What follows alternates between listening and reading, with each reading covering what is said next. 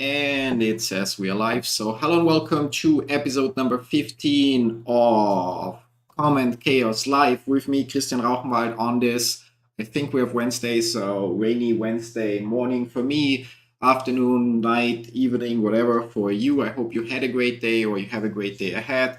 As always, Comment Chaos Live. So like what's it about? It's about to give you an insight into the other side of being a YouTube creator. So like the comments I'm dealing with every day, but also to give you a chance to actually ask the questions that you are looking to get the answers for that I might not have answered in my videos so far.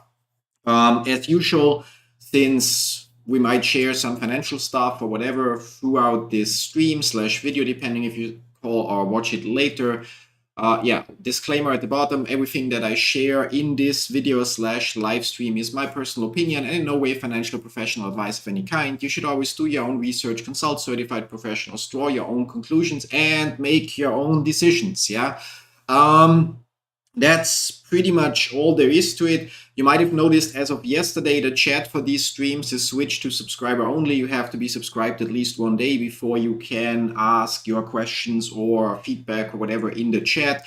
The reason for that is because your subscription actually helps me and the like as well to get my videos and live streams shown to a broader audience, which again doesn't cost you anything, but again helps me. Therefore, it's one of the few or the only requirement actually to be able to write in the chat. So if you want to ask something and you're not subscribed yet, now is the time to subscribe, and you'll be able to ask your questions then starting tomorrow. The reason for that is so that people don't just subscribe and unsubscribe in like 5 seconds. There's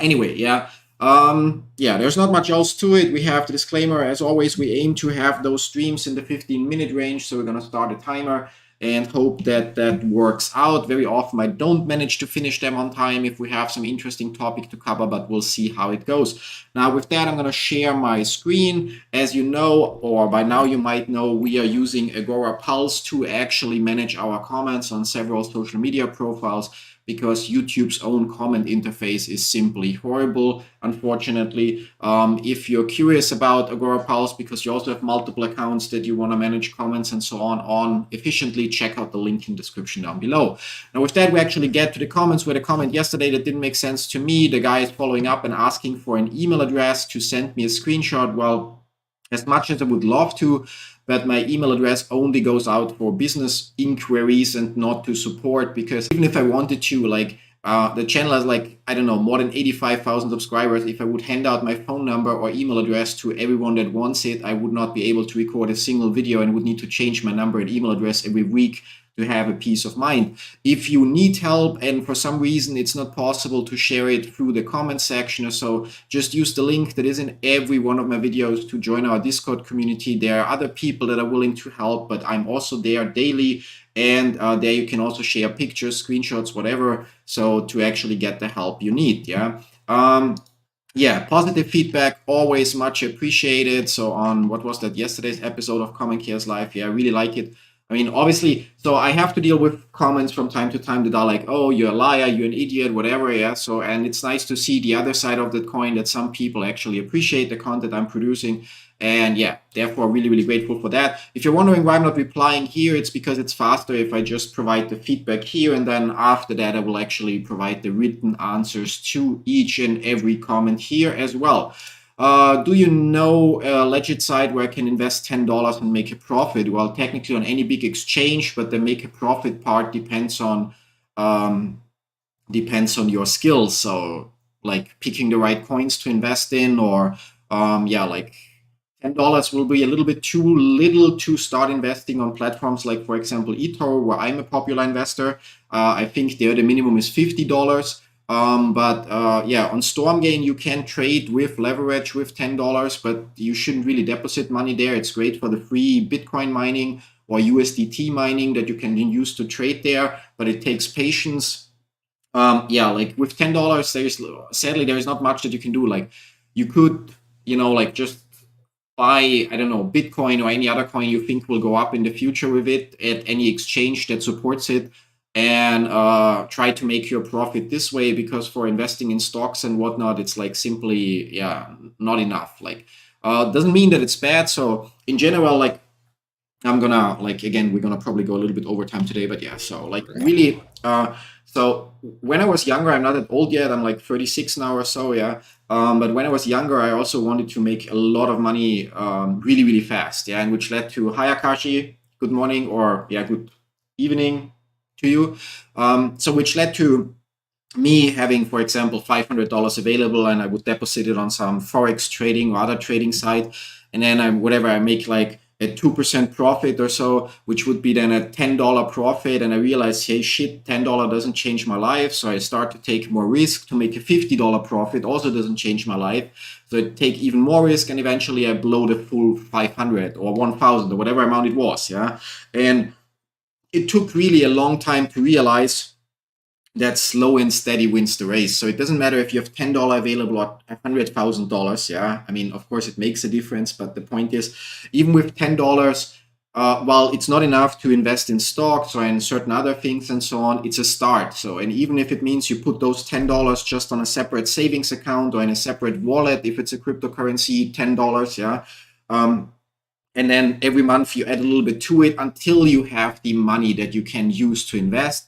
And then even if you just have $50 and you can buy your first fraction of a share on eToro with it, for example, that won't make you rich, but then just keep adding every month a little bit. So the rule is, there's a great book, it's called The Richest Man in or From Babylon, and it's about like that you should always every month take 10% and put them aside for investing. So it's not for putting them aside so that after 3 months you have the money to buy a new PlayStation after half a year, but it's literally to build your wealth, to become wealthy over time. Yeah. So, and people will now say, well, 10%, I couldn't live without 10% and so on. And it's actually complete, yeah, nonsense, because if I think back when I went to school, I was lucky. My mom had her own bar is probably the right word, and made a decent amount of money. So I already got when I went to school, I got like 200 euro or so pocket money per month, plus on top of that extra money for going to the cinema and buying clothes and whatnot. Yeah. But back then I had 200 per month, and I felt like, oh, 500 per month would be so great, or 1,000 per month. Then I basically had my first internships and so on, and actually made 1,000 per month, and realized, it's also not really a lot. 2,000 would be nice and so on. And then at some point I actually worked in e-commerce consulting, self-employed, blah, blah, blah, and had my like 7,500 per month. And it still felt like, oh, it's not enough. Yeah. Or like it could be more or whatever. Yeah. And, the point is, when I got 200, while I complained that more would be better, I still somehow managed. Of course, I didn't have to pay rent and food and whatnot, yeah, but I still managed to survive the month with that money. When I then had my first internships and made 1,000 per month or so, yeah, I still managed to pay my bills and so on, yeah. And then when I earned more, I still managed. So if I would have from day one, so when I got 200 pocket money, if I would have every month put 20 of that aside and only spent 180, I also would have managed. Then when I got 1,000, if I would have only used 900 of that and automatically from day one put 100 aside, I also would have managed. Yeah. So the point is, even if you're just starting with $10 for investing or so, it's not going to be enough. It's not going to make you rich, because even if you make 100% return, you were talking about getting another $10, not going to change your life. But if every month you put 10% aside, and again, it's not for short-term savings to buy yourself something fancy, nice, but really to build your wealth so that you can retire early, well, then those 10%, so initially it might be, okay, you earn $100 this month, so you put $10 aside. Next month, $10, and so on. Eventually, you get a raise or something else happens, and instead of 100, you earn 200, so you put 20 aside. And once you have your first 50 or $100, well, you look. I mean, I'm not saying that you have to pick eToro, but for example, check out my popular investors portfolio on eToro, where you can copy for, I think the minimum copy amount might be $200 or so. I don't know. Like, I mean, you can check on the platform, but what I'm basically, all the trades that I make are automatically executed for you proportionally. And therefore, when I have a year like last year with 45% return, then you also have 45% return. Yeah. But there are other options as well. But the point being is like, yeah, with $10, you don't really can do a lot. Just pile it up until it's like 50 or 100 and then start working with that. Yeah. Circling back. Wrong button, circling back again. There we go. Yeah, there we go. A little delay today on the Stream Deck. Yeah. Passed my KYC and agreed to the legal forms, so my account has been sitting in queue for transfer since January 23. Well, that's not too long. Yeah, you can, yeah, nothing you can do. Yeah, so there are no validations. Yeah, but like there's nothing you can do. You can just wait. Like you can really just wait until you get processed from the queue into the mainnet. Those things, I don't know, for some people it only takes a couple days, for others it takes months. You can just wait. I wouldn't worry about it. So what do we have here? That was yesterday. Somebody says that Pi will go live before July. I say I wager against that, blah, blah, blah. And now they're saying because of the Fed announcing their digital cryptocurrency, and if somebody wouldn't want to launch their business before the competition would, the digital dollar wouldn't be competition to Pi because they aim to do completely different things. It's the first thing. But the second point is, if you check out my video that I made about the Pi Day announcement, then you will understand why the core team will not rush the launch of the open mainnet and why we will stay in the enclosed mainnet much, much longer. Yeah. Same comments, or just 2 comments, same thread. Is it safe to use the app, and how can we withdraw the money? Honeygain, yeah, I mean, yes, it's safe to use the app, but do your own research if you don't trust my word. And how can you withdraw the money? I have a payout proof video, so you can either pick the PayPal route and get your money via PayPal through a payment processor called Tipalti after you reach $20, or you can enable jump task mode and you get it paid directly in jump tokens, within a few seconds, whatever you earn, so without minimum amounts, yeah.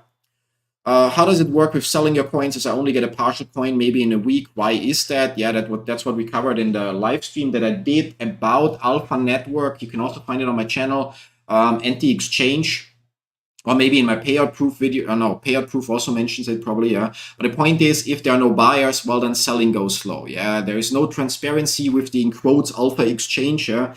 And it just takes time. So like all you can do is, if you want to sell, list your coins for sale and check once per month how much you sold and at what price on average, and be happy that you sold them at all, because obviously supply, people selling, is much higher than demand, people buying. Yeah. So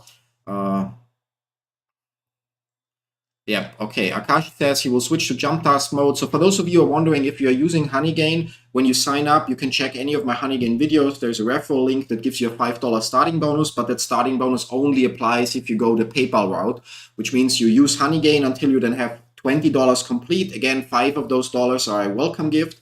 And then you make the PayPal payout, and as soon as you request your PayPal payout, you switch to jump task mode, so you don't have that minimum payout threshold anymore, and you get paid in crypto with a 10 to 20% boost.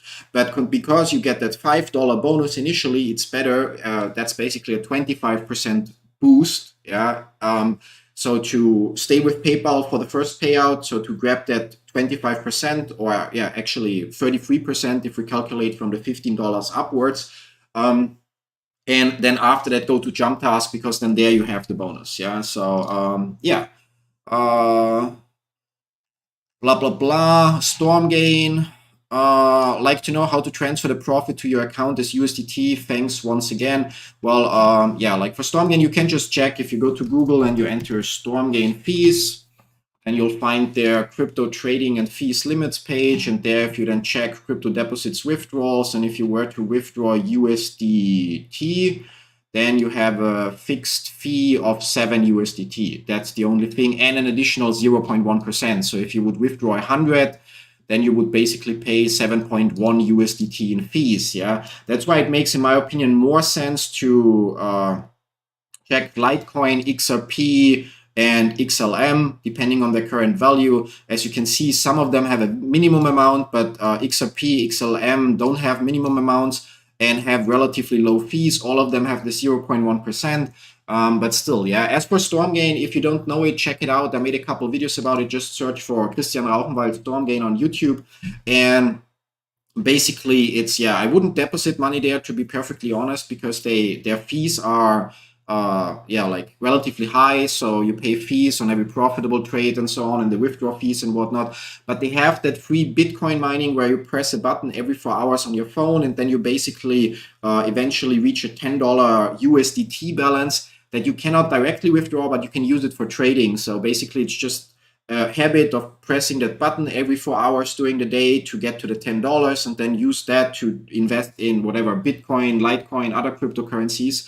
And if you make a profit, keep repeating that until you actually have the whatever minimum amount you need to withdraw XRP, XLM or so, and then be happy about that extra money. So it's kind of like a way to train your patience, because you have to make a habit out of every 4 hours during the day, ideally pressing the online or cloud mining button, but also then allows you to then play around a little bit with trading, finding the right entry points and so on without actually risking your own money. Yeah, but that's pretty much it comment wise. Other than that, actually gonna circle back. So we have another live stream upcoming later today. That would be the unboxing of the Helium smart devices that I have here. So circling here. So we're gonna unbox those sensors and talk a little bit about Helium Network, the recent changes, and we're also gonna talk about use cases for Helium. So basically if the project is dead or not.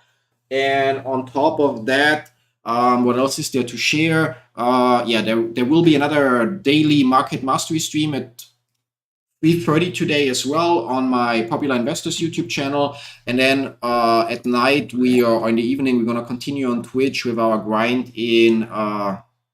Today we're going to play Thief actually. Yesterday we finished Quantum Break, although one of the achievements unfortunately did not unlock, although I fulfilled the requirements, so I might have to rush through the game on easy once more. Besides that, reached a new completion milestone, Akashi, of 57%, and we're gonna reach another milestone real soon of 150,000 gamer score, true achievement score, and 80,000 gamer score, which is really, really nice and neat. And yeah, so that's that. Lake High Gaming Stop, welcome. What is your view on VidiLook? Never heard of that. Yeah, so I'm gonna check 1 second. VidiLook, tech viewer, earn VDL, platform for traffic distribution. Okay, I'm gonna share my screen. Provides a shared revenue model for users, okay, so it's basically similar like library, so in quotes YouTube clone to, or in that case the platform, so the crypto is called library, but the platform is called Odyssey.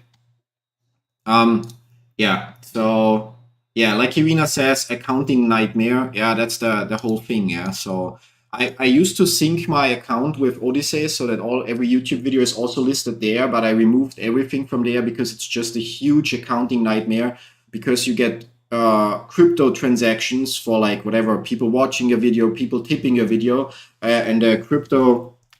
Let's check CoinMarketCap. So let's just start with library here. Library credits. Oh, that's LBC. Was it LBC or LBRI? Let's try it. So the crypto is next to worthless with 1.29 cents. I know there are other projects that also are in that valuation range. But it's impossible it causes so much effort to manually add all the transactions to Koinly, because there's no integration, no nothing, no proper export. That the effort of just keeping track of what we have to accounting wise is way more than what we would earn from it. So I sold the whatever library credits we accumulated. I think I sold them, or we still hold them in a wallet. I think I sold them on MEXC or so. I really don't remember, or we still hold them in some random wallet. But yeah, wouldn't do that. And then for that project, so the token would be VDL Vidolum. I'm not sure if that's the same. VDLook, maybe. Doesn't look similar, so does it say website somewhere? That's just standard stuff on the Cosmos blockchain. So if it's the same, then it would be the same issue, But I also have to say that the website looks crappy. So compared to Odyssey or so, I mean, which also looks crappy, but here just things like, I don't know, it looks like outdated, and I would be surprised if they actually have Facebook, TikTok, or any of those big names as their partners.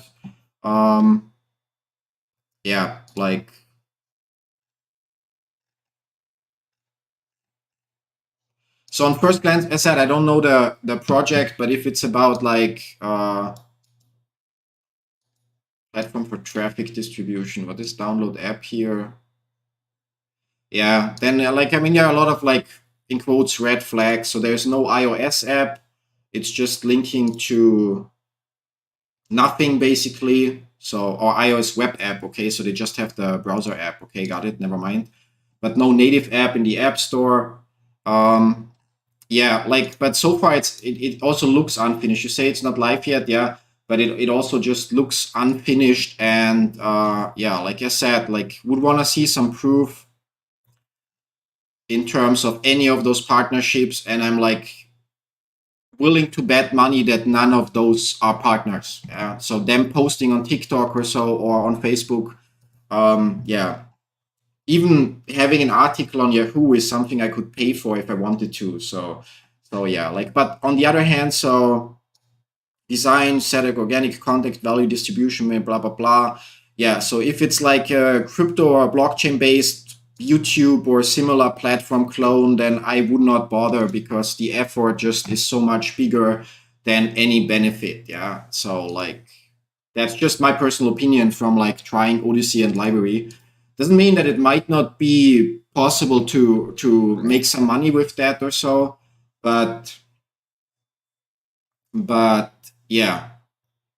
Yeah, but you know, if their socials say that it's a new project and it's contradicting to on their website list partners that again 99% likely haven't even heard about the project. Yeah, it's just something that you would do to mislead people into believing into something. And yeah, like I said, I mean, Library tried with Odyssey to be an alternative to YouTube, and yeah, there is a lot of content, but it's mostly garbage propaganda or like I don't know tinfoil hat content for people that got their channels banned on YouTube, so that share content there that is completely ridiculous because they cannot share it anywhere else. I know there are some legitimate channels that also got banned on YouTube and so on. So and but it's like yeah, so and then again the cryptocurrency behind it is if they would have a proper export with or a proper integration with like tech software like Koinly, coin tracking or something similar, it would be a different matter because then at least you could sync your YouTube content or just directly upload there, and even if you just earn a few cents from your content or as a viewer you just earn a little bit from ads or whatever, yeah, then at least it would be a profit. But considering how much accounting costs and how much time it takes to deal with those transactions, I wouldn't use a platform like that. Honestly, like I mean, I know I would be missing out. Maybe yeah, if a project like that takes off at some point, but then so be it. I'm like personally when it comes to crypto projects, I'm only picking the ones right now where either it's in such an early stage that there is no blockchain and no transactions log or whatever, so I don't have to worry about it at all, or where there is an export that I can easily deal with accounting. Like to give you an idea, we have personally, so my personal crypto wallets, I have to keep track of around 60 wallets and exchange accounts, and have a little bit more, or like, yeah, actually a reasonable amount more than 10,000 transactions per year. Yeah, so that's just what happens with all like Helium hotspots, generate transactions every day, and with that income, all that automatically imported, not a headache. Yeah.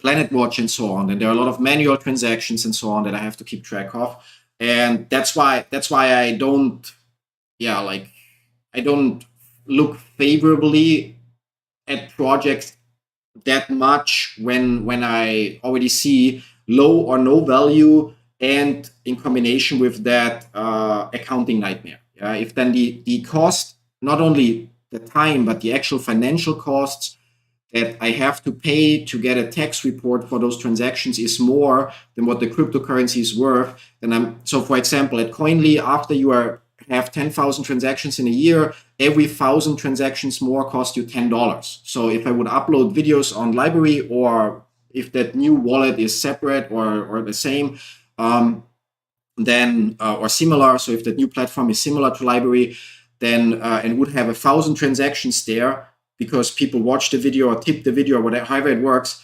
and then those transactions are worth like $1.50, but I have to pay $10 to get the accounting done for it. Plus, I have to spend my time because there's no direct integration to even get those thousands transactions somehow imported in the first place. Then I'd be better off if I just manually go to an exchange and buy then $10 worth of library tokens or $10 worth of whatever, like VD look, or whatever the token is called then, and have one transaction that's automatically synchronized, got more of the token, and uh,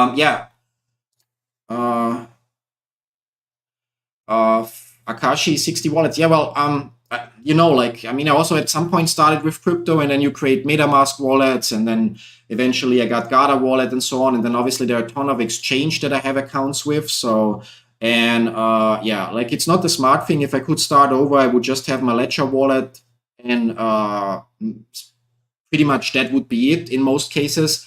But it just happened over time, which means I'm forced to keep track of them. And a lot of them, there are no transactions happening anymore. Yeah. But I still have to have them listed. And then with exchanges, there's also the thing with referral rewards. So like if we promote an exchange or mention it somewhere with our referral link, and then we get some transaction bonus here and there.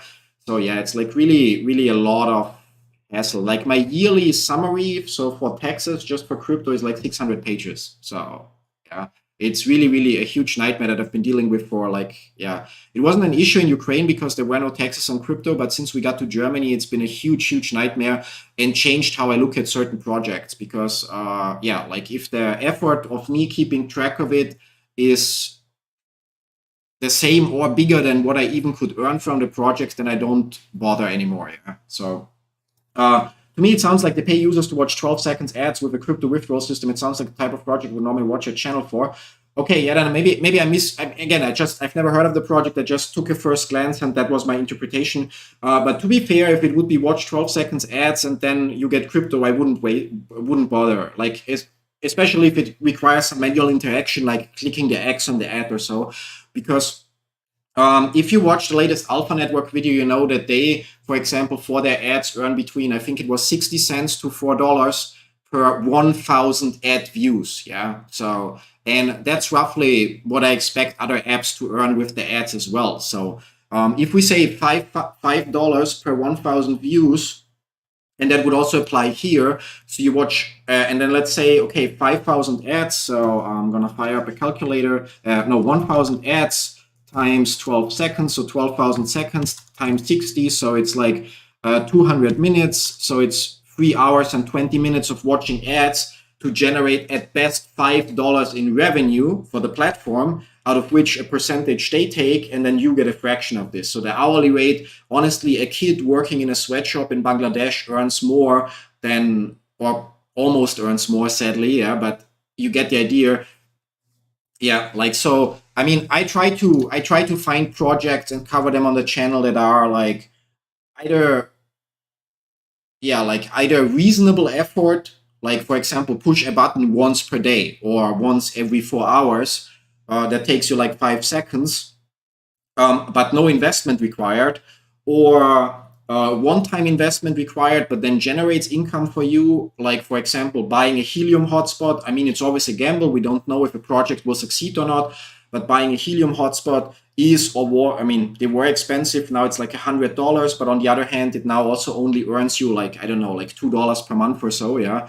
But like projects that don't require constant effort. Yeah. So that's what I try to find and focus on, because it's also the reason why I don't cover any whatever survey projects or so, where, okay, answer surveys and you get $5 or so, or $2 or whatever, because at the end of the day, the idea is to show ways how you can make some extra money without actually, in quotes, constantly doing something. But so you can go your way, you can have your regular job or go to school or whatever, but at the end of the year, you look at a couple hundred extra dollars from all the apps that you have running in the background, or once per day you spend 2 minutes or 3 minutes to go through whatever 10 different apps where you have to push a button once, and then one or more of those apps will eventually actually succeed and bring you a financial return, which we already see with, for example, Pi Network, yeah, that I covered years ago already.